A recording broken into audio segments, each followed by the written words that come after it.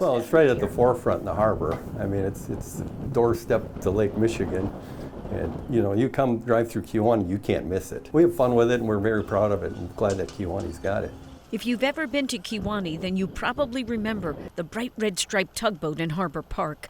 But did you know that long before it was called the Ludington, a reference to the Michigan community across the water, this was the LT-4, the fourth of 8 such ships built in 1943 on the East Coast and sent overseas.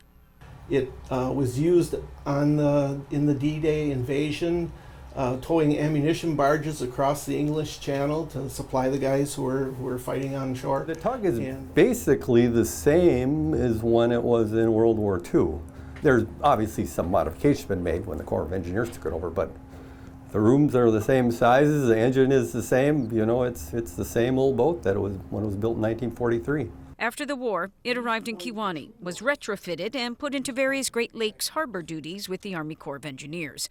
By the mid-1990s, it was obsolete and destined for scrap if it had not been for the city of Kewanee taking the Corps up on its offer to make the harbor its permanent home.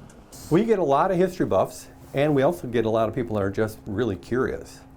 And then they get on here and they're like, wow, we didn't realize that this had such a historic events about it. You know, you think about when this was over in the war in the English Channel and what was happening around it. It was amazing. A group of guys who went to Kewanee High School together now make up the board that's responsible for the tug's preservation. They raise money by allowing self-guided tours with either an audio guide or a paper printout. You know, when I read about it and then I come on the boat, I can kind of feel it, what it's been through.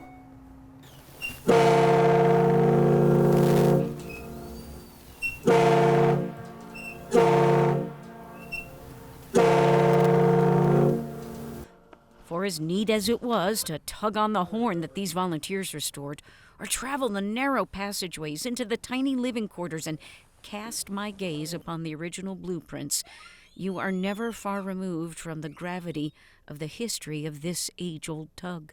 These ships weren't worth wasting a torpedo on, but planes would strafe them. And, you know, if you're carrying a big old ammunition barge behind you, yeah, you're a target, you know. So they had a couple of 50 caliber machine guns. They had one mounted on top of the pilot house here and one on top of the chart room.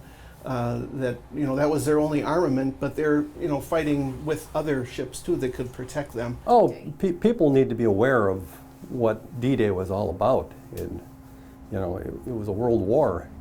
The build-up just to D-Day, what the United States went through, and the sacrifice that the families of the soldiers went through. We're the keepers of this thing, you know, and it's one of only less than 30 ships that were involved, or vessels that were in the D-Day invasion that are left afloat in the world.